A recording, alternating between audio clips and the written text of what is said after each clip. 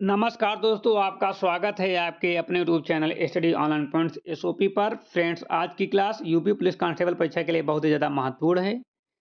UP police constable परीक्षा जो है आज से ठीक 1 महीना बाद 8 और 9 और 10 जून को है। आज है 8 मई। प्रैक्टिस सेट इसको आप लोग 1 मान लीजिए। यहाँ पर हमने जो है सारे क्वेश्चन कवर किए हैं।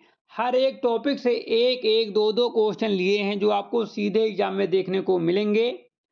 जो बच्चा इस सेट को पूरा हल करता है, पूरी क्लास को देखता है, उसको एग्जाम में सीधे इस क्लास से जो है 25 से 30 नंबर मिलने की संभावना है। ठीक है? लगभग 15 से 16 क्वेश्चन इस क्लास से आपको देखने को मिलेंगे। एक क्वेश्चन जो है 2 नंबर को होता है, उस हिसाब से आपको 20 से 30 नंबर इस क्लास से देखने को मिलेंगे। बस आप लोगों को सारे क्वेश्चन तैयार करना है, एक भी क्वेश्चन मिस नहीं करना है, क्योंकि हमने हर एक टॉपिक से 1-1, 2-2 महत्वपूर्ण क्वेश्चन सीधे एग्जाम में आने वाले लिए हैं। ऐसा आपको एक भी क्वेश्चन नहीं मिलेगा जो आपको एग्जाम में देखने को नहीं मिलेगा, क्योंकि क्वेश्चन जो हैं सारे एग्जाम में आने वाले हैं और कुछ क्वेश्चन जो हैं पीवाईक्यू भी हैं, जो बार-बार रिपीट होते हैं, रिपीटेड क्वेश्चन भी लिए गए हैं। ठीक है? तो सारे क्वेश्चन आपको एग्जाम में आने वाले ही इसमें कराए जाएँगे।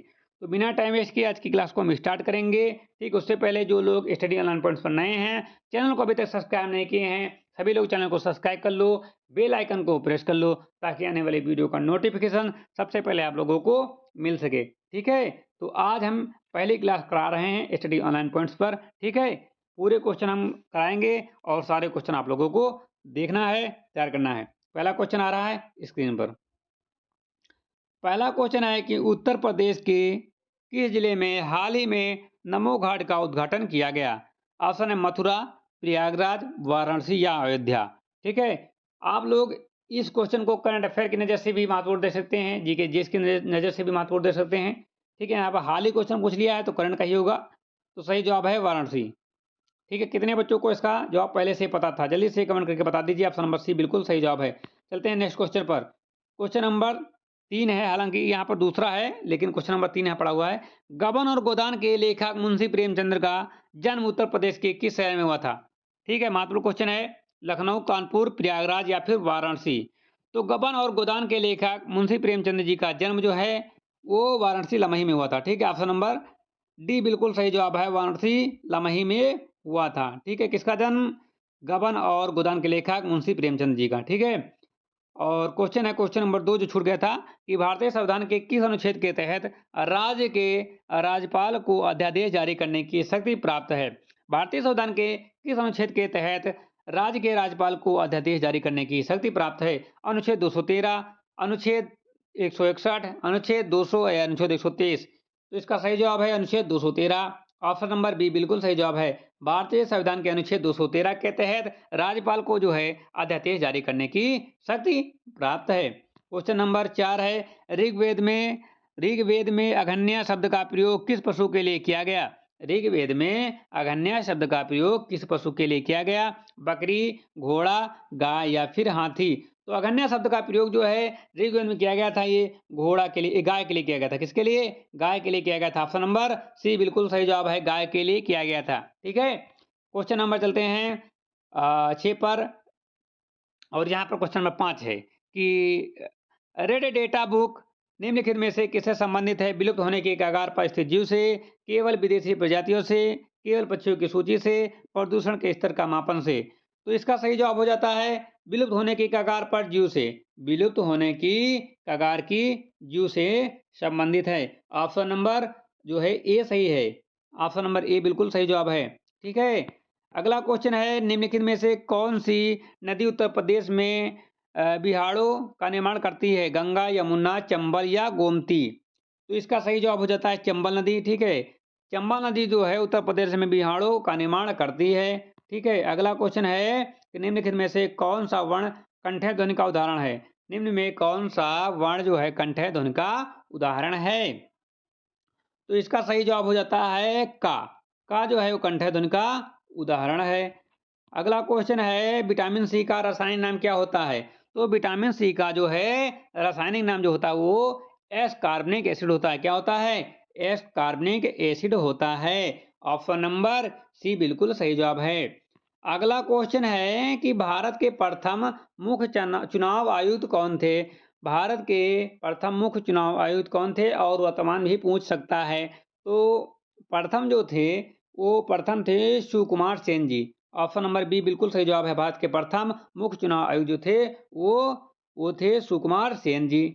अगला क्वेश्चन है कि तप शब्द का स्त्रीलिंग क्या होगा? तप शब्द का स्त्रीलिंग क्या होगा? तपस्वी, तपसी, तपा या तपिन? तो तप शब्द का स्त्रीलिंग जो होगा वो तपस्विनी होगा। क्या होगा? तपस्विनी होगा। अगला क्वेश्चन है, नील दर्पण नाटक के माध्यम से किसानों के शोषण को किसने उजागर किया था? नील दर्पण नाटक के माध्यम से किसानों के शोषण को किसने उजागर किया था? दीनबंधु मित्र, बंकिम चंद्र चटर्जी, रविन्द्रनाथ टैगोर या शरद चंद्र चट्टोपाध्याय? तो नील दर्पण के माध्यम से किसानों के शोषण को उजागर जो किया थे, वो किए थे दीनबंधु मित्र ने। किसने किया था? दीनबंधु मित्र ने। ऑप्शन नंबर ए बिल्कुल सही जवाब है, दीनबंधु मित्र ने। अगला क्वेश्चन है, ओजोन परत वायुमंडल की किस परत में पाई जाती है? क्षोभ, समताप, मध्यमंडल या आयनमंडल? तो ओजोन परत जो है वो समताप मंडल में पाई जाती है। ठीक है, कहाँ पाई जाती है? समताप मंडल पर पाई जाती है। उत्तर प्रदेश में बखीरा पक्षी अभयारण्य कहाँ स्थित है? उत्तर प्रदेश में बखीरा पक्षी अभयारण्य कहाँ स्थित है? गोंडा, संत कबीर नगर, रायबरेली या उन्नाव? तो उत्तर प्रदेश में बखीरा पक्षी अभयारण्य जो स्थित है वो संत कबीर नगर में स्थित है। कहाँ स्थित है? संत कबीर नगर में स्थित है। उत्तर प्रदेश में बखीरा पक्षी अभयारण्य संत कबीर नगर में स्थित है। अगला क्वेश्चन है कि दक्षिण भारत की सबसे ऊंची चोटी कौन सी है? दक्षिण भारत की सबसे ऊंची चोटी कौन सी है? ऑप्शन है दोदा बेटा, अनामुड़ी, महेंद्रगिरी या गुरु शिखर? तो इसका सही जवाब हो जाता है अनामुड़ी।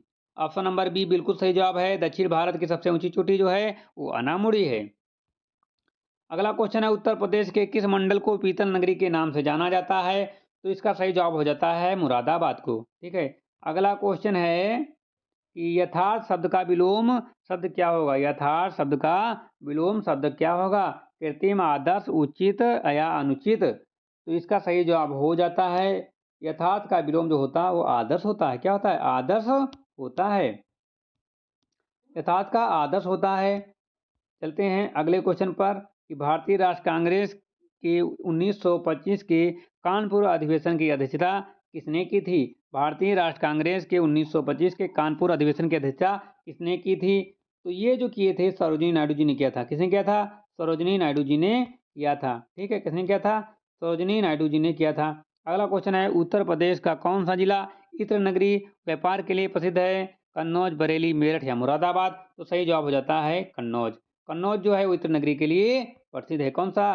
कन्नौज। ठीक है, चलते हैं अगले क्वेश्चन पर। तब तक के लिए आप लोग कमेंट करके बताइए कि हमने अभी तक जितने क्वेश्चन कराए हैं इसमें से आपके कितने क्वेश्चन सही हुए हैं। जल्दी से कमेंट करके बताना, सही सही बताना, एक भी क्वेश्चन गलत मत बताना, क्योंकि एग्जाम आपको देना है। केवल और केवल हम मार्गदर्शक दे सकते हैं। ठीक है। अगला क्वेश्चन है, भारत में जीएसटी वस्तु एवं सेवा कर कब लागू किया गया?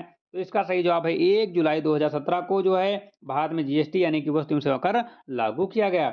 अगला क्वेश्चन है कि अंधेर नगरी नाटक के रचयिता कौन है? अंधेर नगरी नाटक के रचयिता कौन है? जयशंकर प्रसाद, भटेंद्र हरिश्चंद्र, हजारी प्रसाद द्विवेदी या महादेवी वर्मा?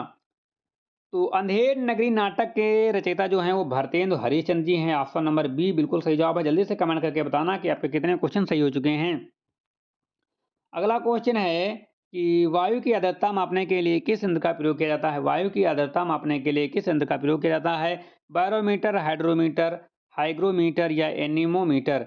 वायु की आर्द्रता मापने के लिए किस यंत्र का प्रयोग किया जाता है? बैरोमीटर, हाइड्रोमीटर या हाइग्रोमीटर या एनीमीटर?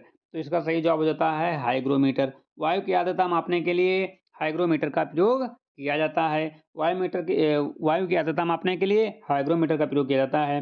अगला क्वेश्चन है, चंद्रगुप्त मौर्य के दरबार में यूनानी राजदूत कौन थे? चंद्रगुप्त मौर्य के दरबार में यूनानी राजदूत कौन थे? फाह्यान, फेंगसांग, मेगास्थनीज या सेल्यूकस? तो इसका सही जवाब है मेगास्थनीज। ठीक है, चंद्रगुप्त मौर्य के दरबार में यूनानी राजदूत जो थे वो मेगास्थनीज थे। ऑप्शन नंबर सी बिल्कुल सही जवाब हो जाता है।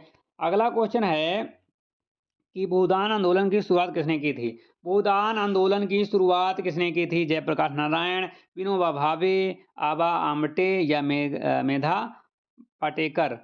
तो इसका जो है सही जवाब हो जाता है Vinoba Bhave. Option number B बिल्कुल सही जवाब है विनोबा भावे। अगला क्वेश्चन है कि आँख का तारा मुहावरे का अर्थ है। आँख का तारा मुहावरे का अर्थ है बहुत प्यारा होना, कम दिखना, कष्ट होना या धोखा देना। तो 30 का जो है सही जवाब है, 30 का जो सही जवाब है बहुत प्यारा होना। आँख का तारा होना, बहुत प्यारा होना। ठीक है। अगला क्वेश्चन है कि पृथ्वी के सबसे निकटतम ग्रह कौन सा है? पृथ्वी के सबसे निकटतम ग्रह कौन सा है? तो पृथ्वी का सबसे निकटतम ग्रह जो है वो शुक्र है। कौन सा है? शुक्र है। अगला क्वेश्चन है कि उत्तर प्रदेश विधानसभा में निर्वाचित सदस्यों की कुल संख्या कितनी है? तो उत्तर प्रदेश विधानसभा में निर्वाचित सदस्यों की कुल संख्या जो है 403 है। कितनी है? 403 है। अगला क्वेश्चन है कि अनुप्रास अलंकार किस प्रकार का अलंकार है? शब्दालंकार, अर्थालंकार, उभय अलंकार, इनमें से कोई नहीं। तो अनुप्रास अलंकार जो है वो शब्दालंकार है। कौन सा अलंकार है? शब्दालंकार है। अगला क्वेश्चन है कि उत्तर प्रदेश का राजकीय वृक्ष क्या है? उत्तर प्रदेश का राजकीय वृक्ष क्या है? तो सही जवाब है अशोक है। राजकीय वृक्ष अशोक है। ठीक है। और अगला क्वेश्चन है हिंदी भाषा की लिपि कौन सी है? हिंदी भाषा की लिपि कौन सी है? तो हिंदी भाषा की लिपि जो है वो देवनागरी है। कौन सी है? देवनागरी है। ऑप्शन नंबर बी बिल्कुल सही जवाब है देवनागरी। कमेंट करके बताना कि आपके कितने क्वेश्चन सही हो चुके हैं। जितने क्वेश्चन हमने आपको कराए हैं अब तक के, आप बताइए कमेंट करके कि आपके कितने क्वेश्चन सही हुए हैं। सारे क्वेश्चन आपको पहले से आ रहे थे या इनमें से कुछ नए क्वेश्चन आपको लगे या कुछ क्वेश्चन आप रिवीजन के लिए थे आपके, आप लोग कमेंट करके बता सकते हैं। ठीक है। हम चलते हैं नेक्स्ट क्वेश्चन पर। अगला क्वेश्चन है सिपाही विद्रोह 1857 के समय भारत का गवर्नर जनरल कौन थे? 1857 के समय जो सिपाही विद्रोह हुआ था उस समय भारत के गवर्नर जनरल कौन थे? तो इसका सही जवाब है लॉर्ड कैनिंग जी थे। लॉर्ड कैनिंग थे। 1857 के विद्रोह के समय भारत के गवर्नर जनरल जो थे वो लॉर्ड कैनिंग थे। अगला क्वेश्चन है सूर्य का ऊर्जा का मुख्य स्रोत क्या है? सूर्य की ऊर्जा का मुख्य स्रोत क्या है? नाभिकीय विखंडन, नाभिकीय संलयन, रासायनिक दहन या गुरुत्वीय संकुचन। तो इसका जो है सही जवाब हो जाता है, सही जवाब हो जाता है नाभिकीय संलयन। ठीक है, नाभिकीय संलयन। अगला क्वेश्चन है अग्नि की उड़ान विंग ऑफ फायर की किसकी आत्मकथा है? अग्नि की उड़ान विंग ऑफ फायर किसकी आत्मकथा है? अटल बिहारी वाजपेयी, डॉक्टर एपीजे अब्दुल कलाम, प्रणब मुखर्जी या मनमोहन सिंह।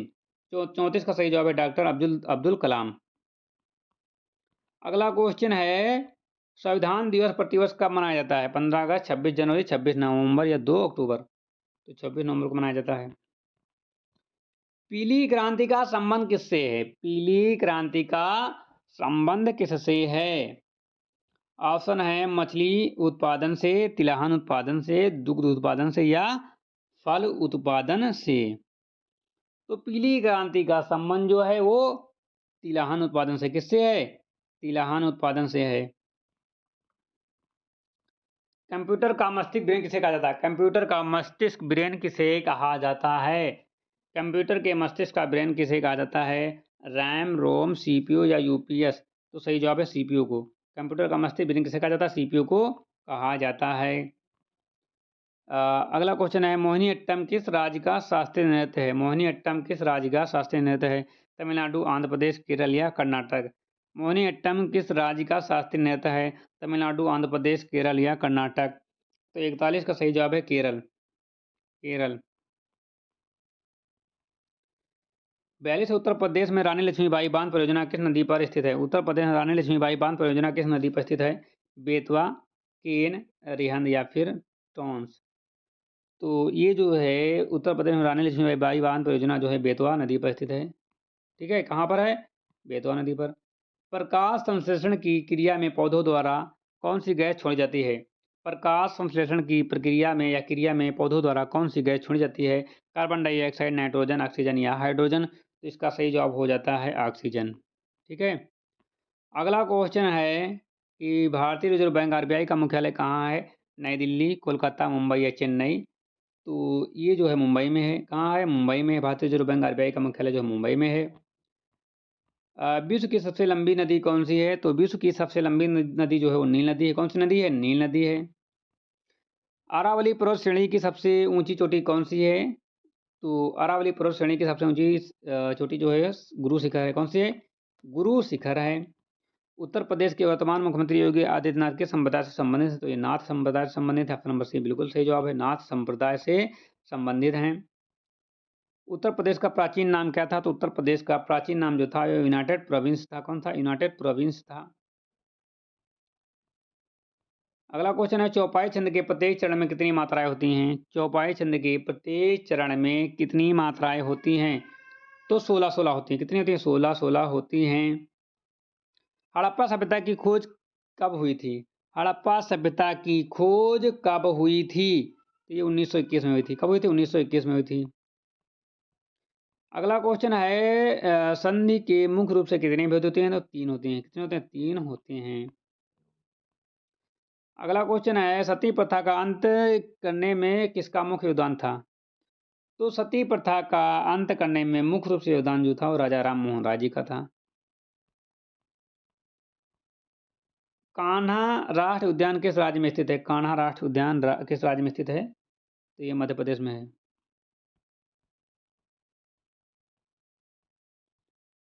उत्तर प्रदेश में सर्वाधिक जनसंख्या वाला जिला कौन सा है? उत्तर प्रदेश में सर्वाधिक जनसंख्या वाला जिला जो है प्रयागराज है। ठीक है।